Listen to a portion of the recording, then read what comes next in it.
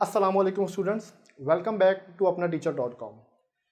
इस वीडियो में हम बात करने जा रहे हैं डिटर्मिनेंट्स ऑफ डिमांड, मतलब ऐसे कौन कौन से फैक्टर्स हैं प्राइस के अलावा जो डिमांड में अफेक्ट करते हैं। जैसे कि हमने लास्ट वीडियो में डिस्कस करा था लॉ ऑफ डिमांड को, जिसमें हमने डिस्कस करा था कि प्राइस अगर बढ़ती है तो डिमांड कम हो जाती है और प्राइस अगर कम हो जाती है तो डिमांड बढ़ जाती है। मगर हमने एक बात बोली थी कि अदर थिंग्स रिमेन कांस्टेंट, जिसमें मैंने आपको बोला था कि बहुत सारे ऐसे और भी फैक्टर्स हैं जो डिमांड पे अफेक्ट कर देते हैं, जो जिसके बढ़ने से या कम होने से डिमांड चेंज हो जाती है। मगर हमने उस लॉ को पढ़ते हुए उन सब चीज़ों को कांस्टेंट माना था, कांस्टेंट तसव्वुर करा था कि ये सारे फैक्टर्स जिसमें प्राइस ऑफ रिलेटेड गुड्स थे, लेवल ऑफ कंज्यूमर इनकम थी, टेस्ट एंड फैशन था, कंज्यूमर्स की एक्सपेक्टेशंस थी, ये सारी क्या थी, कांस्टेंट थी, अनचेंज थी। अब इस वीडियो में हम इन चीज़ों को समझते हैं कि ये होते क्या है और इनके बढ़ने से या कम होने से डिमांड पे क्या फ़र्क पड़ता है। तो सबसे पहले बात करते हैं प्राइस ऑफ रिलेटेड गुड्स की। प्राइस ऑफ रिलेटेड गुड्स वो गुड्स होते हैं जो एक दूसरे के ऊपर मबनी होते हैं, मतलब एक दूसरे पर अफेक्ट कर सकते हैं। जैसे कि इसके दो मेजर बातें होती हैं, जिसमें सबसे पहले आता है substitute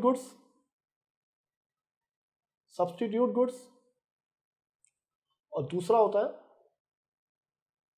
complementary goods. Substitute goods वो गुड्स होते हैं जो एक दूसरे की रिप्लेसमेंट में यूज होते हैं और वो गुड्स सेम नीड को सेटिस्फाई करते हैं। इसकी अगर एग्जाम्पल लें तो पेप्सी एंड कोका कोला की एक सबसे बेस्ट एग्जाम्पल होती है कि पेप्सी और कोका कोला जो है वो इंसान की सेम नीड को सेटिस्फाई करते हैं, सेम डिमांड को फुलफिल करते हैं और एक दूसरे की रिप्लेसमेंट में हम इसको यूज़ कर देते हैं। तो जब इनके प्राइस के बढ़ने से डिमांड पे क्या फ़र्क आता है, ये यहाँ पर समझने वाली बात है, क्योंकि हम इस पर बात कर रहे हैं फैक्टर्स अफेक्टिंग डिमांड। तो जब जब सब्स्टिट्यूट गुड्स किसी एक गुड्स की प्राइस बढ़ती है तो दूसरे सब्स्टिट्यूट गुड्स की डिमांड बढ़ जाती है। एग्जाम्पल, अगर पेप्सी की प्राइस बढ़ जाती है, मतलब कि पेप्सी की प्राइस 100 रुपये थी, पेप्सी एंड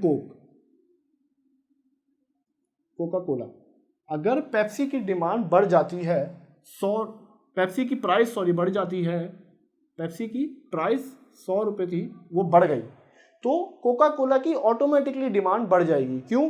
क्योंकि पेप्सी की जो कंजम्पशन थी लोग कम कर देंगे, क्योंकि उसकी प्राइस बढ़ गई है, ज़्यादा लोग उसको अफोर्ड नहीं कर पा रहे 100 रुपये पे, तो क्या करेंगे लोग, उसकी डिमांड को कम कर देंगे और कोका कोला की डिमांड को बढ़ा देंगे, कोक की डिमांड बढ़ जाएगी।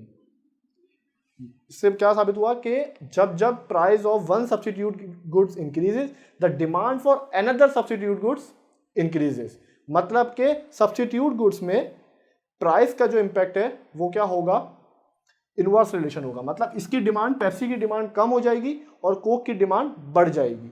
इसी तरीके से जब हम बात कर रहे हैं अब कॉम्प्लीमेंट्री गुड्स की, कॉम्प्लीमेंट्री गुड्स वो गुड्स होते हैं जो एक दूसरे गुड्स के अंदर वैल्यू ऐड करते हैं, मतलब कि एक गुड्स की खुसूसियात में इजाफा कर देता है दूसरी गुड्स। जैसे कि इसकी एग्जाम्पल एक हम लेते हैं आसान ज़बान में, तो कार एंड फ्यूल की एग्जाम्पल लेते हैं कि विदाउट फ्यूल कार जो है वो आपकी किसी काम की नहीं है। तो अगर फ्यूल की प्राइस बढ़ जाती है, कॉम्प्लीमेंट्री गुड्स में हमने एग्जाम्पल ली कार एंड फ्यूल की, अगर फ्यूल की प्राइसेस बढ़ जाती हैं जो नॉर्मली बढ़ती रहती हैं, तो जब फ्यूल की प्राइस बढ़ जाती है तो कार की जो डिमांड होती है वो अल्टीमेटली डिक्रीज हो जाएगी। क्यों? क्योंकि विदाउट फ्यूल तो आप कार को नहीं चलाओगे ना, मतलब या तो पेट्रोल या सीएनजी कोई भी मीन होगा, गाड़ी किसी भी वजह से चलती है ना, मतलब किसी चीज़ से चलती है, जैसे फ्यूल से चलती है जैसे। तो अगर फ्यूल की प्राइसेस बढ़ जाती है तो अल्टीमेटली कार की जो डिमांड होगी वो कम हो जाएगी। इसका मतलब ये हुआ कि when a price of one complementary goods increases, the demand for other complementary goods decreases। Complementary products का आपने नाम सुना होगा कि वो क्या होते हैं, एक चीज़ की खुसूसियात में इजाफा करते हैं, मतलब वो क्या होते हैं, वो किसी चीज़ के साथ मिलते हैं, किसी चीज़ के साथ यूज़ होते हैं। हमेशा कॉम्प्लीमेंट्री गुड्स ये होते हैं जो किसी चीज़ के साथ यूज़ होते हैं। तो हमने कॉम्प्लीमेंट्री गुड्स को डिस्कस करा यहाँ पर कि अगर एक गुड्स की प्राइस बढ़ जाती है तो उसकी जो कॉम्प्लीमेंट्री प्रोडक्ट है उसकी अल्टीमेटली डिमांड कम हो जाएगी, लोग उसको डिमांड नहीं करेंगे, क्योंकि वो उस गुड की जो मेन चीज़ है उसको नहीं अफोर्ड कर सक रहे। तो इसी वजह से उसकी जो कॉम्प्लीमेंट्री प्रोडक्ट है, उसके साथ जो यूज़ होने वाला प्रोडक्ट है, मतलब कि कार और फ्यूल, अगर फर्ज करें कार की प्राइस पहले 10 लाख थी, अब कोई कार 20 लाख की हो गई, तो लोगों के अफोर्ड से नीचे आ गई, लोग उसको अफोर्ड नहीं कर सकते। तो अल्टीमेटली फिर लोग की फ्यूल की कंजम्पशन भी, फ्यूल की डिमांड भी कम हो जाएगी। इसका मतलब क्या हुआ कि जब जब जब जब प्राइस बढ़ेगी कार की, तो फ्यूल की डिमांड कम हो जाएगी। इसी तरीके से अगर फ्यूल की प्राइस बढ़ जाती है तो कार की डिमांड कम हो जाएगी। तो यहाँ पर हमने डिस्कस करा सब्स्टिट्यूट गुड्स और कॉम्प्लीमेंट्री गुड्स। अब हम बात करने जा रहे हैं लेवल ऑफ कंज्यूमर इनकम को। इसको भी हमने लास्ट वीडियो में डिस्कस करा था कि ये अनचेंज्ड होगी जब हम लॉ ऑफ डिमांड को पढ़ेंगे। तो अब हम इसको डिस्कस कर रहे हैं कि लेवल ऑफ कंज्यूमर इनकम क्या होता है। लेवल ऑफ कंज्यूमर इनकम मतलब मेरी आमदनी में अगर इजाफा हो जाता है तो मैं ज़्यादा डिमांड कर सकता हूँ प्रोडक्ट की। मतलब कि जब जब मेरी इनकम बढ़ेगी तो मेरी डिमांड में इजाफा आएगा, डिमांड पे इंक्रीज आ जाएगा, और जब जब इनकम कम होगी डिमांड में कमी आ जाएगी। मतलब कि पॉजिटिव रिलेशनशिप है। मतलब मगर यहां पर भी कुछ बातें हैं जो डिस्कस करनी है। हमारे गुड्स होते हैं दो तरीके के, एक होते हैं नॉर्मल गुड्स और एक होते हैं इंफीरियर गुड्स।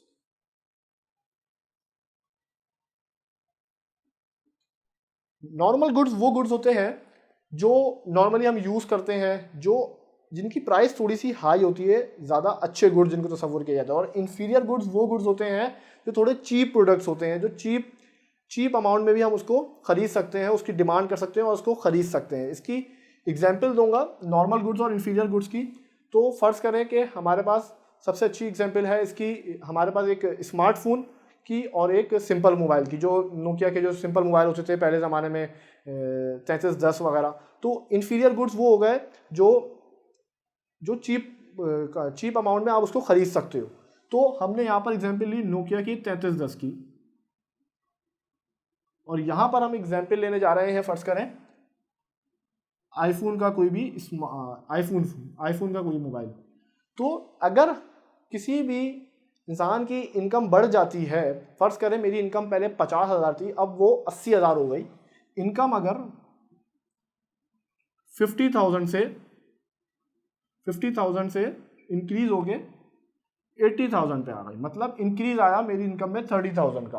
तो मैंने क्या करा, मैं पहले नोकिया 3310 चलाता था क्योंकि मेरे पास इतने पैसे नहीं थे कि मैं एक स्मार्टफोन खरीद सकूं।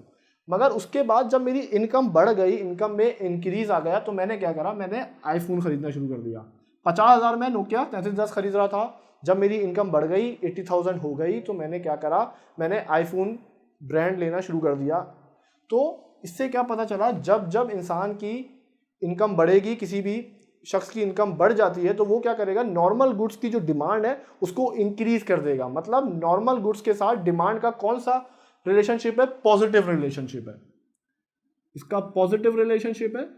और इंफीरियर गुड्स के साथ डिमांड का नेगेटिव रिलेशनशिप है। क्यों? क्योंकि जब उसकी इनकम 50,000 थी तब तो वो इंफीरियर गुड्स की डिमांड कर रहा था, जब 80,000 उसकी इनकम हो गई तो उसने क्या करा, इनकम का लेवल तो बढ़ गया, मगर क्या करा, उसने उसकी डिमांड को कम कर दिया, डिमांड को डिक्रीज कर दिया। तो इसके साथ डिमांड का नेगेटिव रिलेशनशिप है, इसके साथ पॉजिटिव रिलेशनशिप था और इसके साथ नेगेटिव रिलेशनशिप था। तो यहां हमने क्या डिस्कस करा कि जब जब level of consumer income increase होगा तो नॉर्मल गुड्स की जो डिमांड है वो इंक्रीज हो जाएगी, और जब जब level of consumer income increase होगा तो इंफीरियर गुड्स की डिमांड जो है वो कम हो जाएगी। मतलब पॉजिटिव रिलेशनशिप और नेगेटिव रिलेशनशिप। अब बात करने जा रहे हैं हम तीसरी पॉइंट पे। दो पॉइंट हमने डिस्कस कर लिए, प्राइस ऑफ रिलेटेड गुड्स जिसमें हमने सब्स्टिट्यूट गुड्स और कॉम्प्लीमेंट्री गुड्स डिस्कस करा। दूसरा पॉइंट हमने डिस्कस करा normal goods and inferior goods जो कंज्यूमर इनकम के थे, और हमने बात कर ली पॉजिटिव और नेगेटिव रिलेशनशिप। उसके बाद हम बात करने जा रहे हैं टेस्ट एंड फैशंस। मतलब कुछ ऐसी प्रोडक्ट्स होते हैं जो इंसान के टेस्ट पे डिपेंड करते हैं। मतलब अगर उसकी प्राइस बढ़ भी जाती है तब भी जो इंसान होता है वो उसकी कंजम्पशन को कम नहीं करता। लाइक ब्रांड लॉयल जो पर्सन होते हैं, जो बहुत अच्छी जगहों से कपड़े खरीदने की शौकीन होते हैं, तो अगर उस ब्रांड के प्रोडक्ट्स की प्राइस इंक्रीज भी हो जाती है तो उसकी डिमांड को वो कम नहीं करते। तो मतलब प्राइस अगर इसकी भी इंक्रीज होती है तो इसकी डिमांड जो है वो इंक्रीज ही होगी।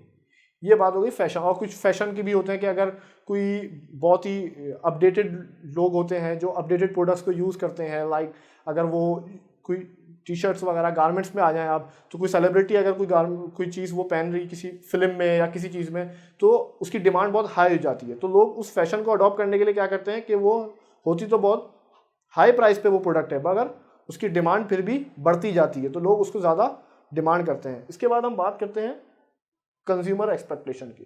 कंज्यूमर एक्सपेक्टेशंस ये होती है कि मैं कोई कंज्यूमर हूँ, मुझे कुछ पता चलता है कि फ्यूचर में कुछ हालात ऐसे होने वाले हैं कि चीज़ें नहीं मिलेंगी, चीज़ों का बहरान आ जाएगा। जैसे हम सुनते हैं कि चीनी का बहरान आने वाला है, आटे का बहरान आने वाला है, तो हम क्या करते हैं, हम चीज़ों की डिमांड में इजाफा कर देते हैं अल्टीमेटली। और प्राइस तो उसकी बढ़ती रहती है, प्राइस इंक्रीज होती रहती है, मगर हम चीज़ों को होल्ड करने के लिए, चीज़ों को इकट्ठा, चीज़ों को अपने घर पे जमा करने के लिए उसकी डिमांड को बढ़ाते रहते हैं। तो इसका भी कंज्यूमर एक्सपेक्टेशन के अभी जब जब प्राइस बढ़ेगी इसकी डिमांड भी बढ़ती जाएगी। अगर कंज्यूमर की एक्सपेक्टेशन ऐसी होती है कोई फ्यूचर में कि भाई कोई बहरान आने वाला है या कोई कहत आने वाला है या कुछ भी आने वाला है, तो वो क्या करता है, उसकी डिमांड को बढ़ा देता है। जैसे कि हम ये सुनते रहते हैं कि कुछ केसेस ऐसे आते हैं कि भाई लॉकडाउन होने वाला है या कुछ होने वाला है, तो हम क्या करते हैं, चीज़ों को खरीदना शुरू कर देते हैं। जो चीप प्रोडक्ट होती है वो क्या करता है, दुकानदार क्या करता है, उसकी प्राइस को बढ़ा के बेचता है और हम उसको कंज्यूम करना शुरू कर देते हैं, क्योंकि वो क्या होती है, हमारी कुछ एक्सपेक्टेशंस ऐसी होती हैं कि वो चीज़ें ख़त्म हो जाएंगी, तो इस वजह से हम उसकी डिमांड को बढ़ा देते हैं। प्राइस फिर भी बढ़ी हुई होती है और डिमांड को भी हम बढ़ा देते हैं। तो हमने आज की वीडियो में, इस वीडियो में हमने क्या क्या डिस्कस कर लिया कि ऐसे कौन से फैक्टर हैं अदर देन प्राइस जो डिमांड पे क्या करते हैं, डिमांड को या तो बढ़ा देते हैं या डिमांड को कम कर देते हैं, डिमांड पे अफेक्ट करते हैं। सबसे पहले हमने प्राइस ऑफ रिलेटेड गुड्स को डिस्कस करा, उसके बाद level of consumer income, taste and fashion और कंज्यूमर एक्सपेक्टेशन। इसमें हमने सब्स्टिट्यूट गुड्स को डिस्कस कर लिया और कॉम्प्लीमेंट्री गुड्स को। आई होप आपको सब चीज़ें समझ में आई होंगी। अगर कुछ चीज़ें समझ में नहीं आती तो आप हमें कमेंट सेक्शन में बता सकते हैं। अपना बहुत ख्याल रखिएगा। इंशाल्लाह नेक्स्ट वीडियो में हम आपसे डिस्कस करेंगे shift in demand versus movement in demand curve. तो इंशाल्लाह नेक्स्ट वीडियो में मिलते हैं। अपना बहुत ख्याल रखिएगा। Thank you so much.